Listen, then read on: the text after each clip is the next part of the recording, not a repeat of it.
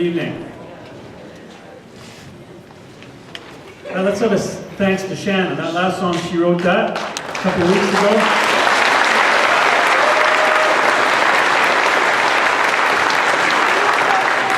So you enjoying the concert so far?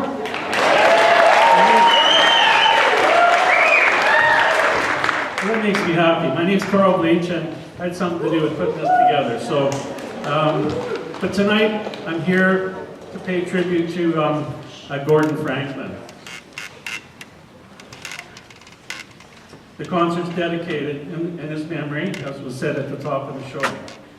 I'd like to say there was no one that I knew that was more eager and looked more forward to performing than Gordon Franklin.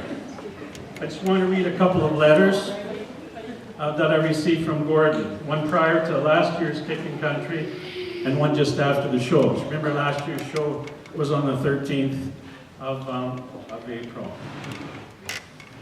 He wrote on the 20th of March, and I'm going to try and come up with his humor if I can. He was such a funny man. I wrote some junk about myself, too much, which I gave to Louis H. Where's Louis? Right there. I left him the nasty part of slashing it down to size that wouldn't bore the audience silly. He jotted down some notes concerning the Bang Boy. You know who that is? Mike Bang, I'm sure. So it's up to him because it's his show now. If he doesn't send you something soon, contact me again and I will try to make something short, professional, and try to leave out the Gordon junk. I'm really proud to have this chance to appear on the Horse Kickin' Show. I was signed Gordon Franklin. On April the 17th, just after the show, he wrote me again. He said, "Howdy, Carl. I was W-U-Z. I was the proudest kid on the block when I saw me and my accordion, not once but twice, today in the Dryden Disturber. I was especially interested when my wife read the article to me. That part about recording the show with Apple Mac equipment that the high school has. Is it possible for us kids to get a copy, either audio or video, for bragging purposes? All I need is the Louis and gang part, but all of it would be still better. I would even pay for it. I will scan the photo and the article from the paper and send it to my daughter, Ammaree Franklin Hansen of St. John, New Brunswick.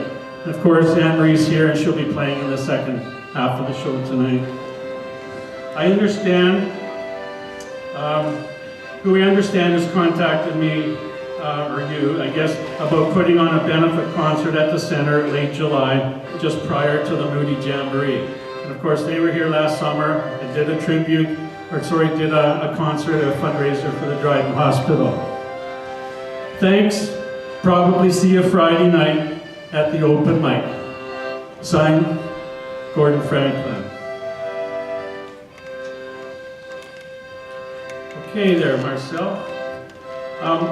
I could go on, but I'll end with this.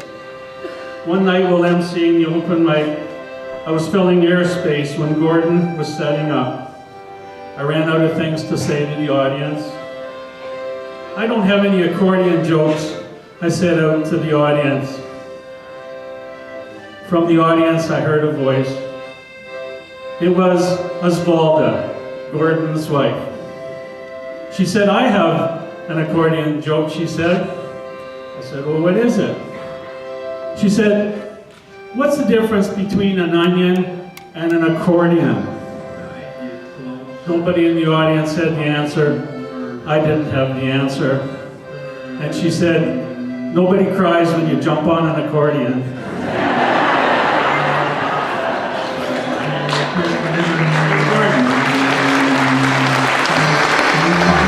I'd get closer, so I walked on over, sat down and asked her name.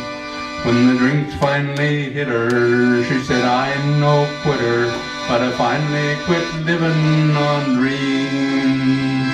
I'm hungry for laughter and here ever after. I'm after whatever that other life brings.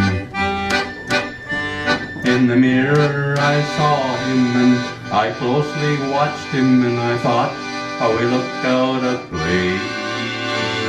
He came to that woman who sat there beside me.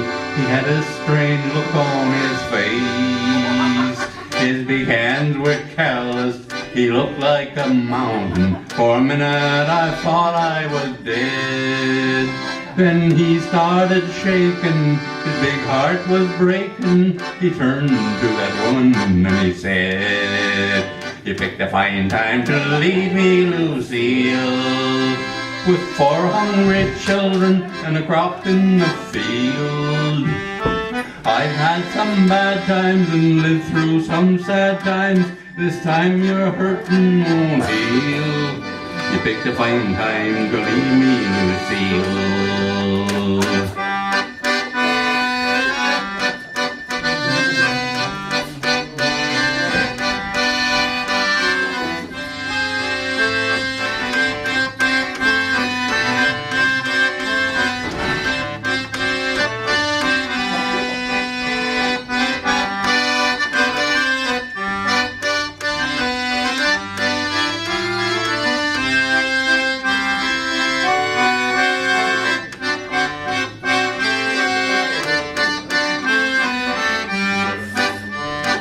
After he left us, I ordered more whiskey, and I thought how she made him look small. From the lights of that bar room to a dim-lit hotel room, we walked without talking at all. Now she was a beauty, and when she came to me, she must have thought I'd lost my mind. 'Cause I couldn't hold her, the words that he told her kept coming back time after time. You picked a fine time to leave me, Lucille, with 4 hungry children and the crops in the field. I had some bad times and lived through some sad times. This time your hurtin' won't heal. You picked a fine time to leave me, Lucille. You picked a fine time to leave me, Lucille.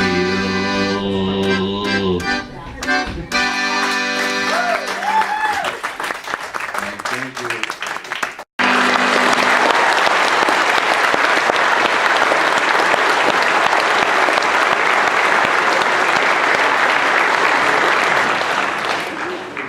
Thank you very much. I'm sure Oswald is here, a daughter, son-in-law, and other relatives are here, and I did have Oswaldo's permission to run that, if you're wondering. Thank you very much.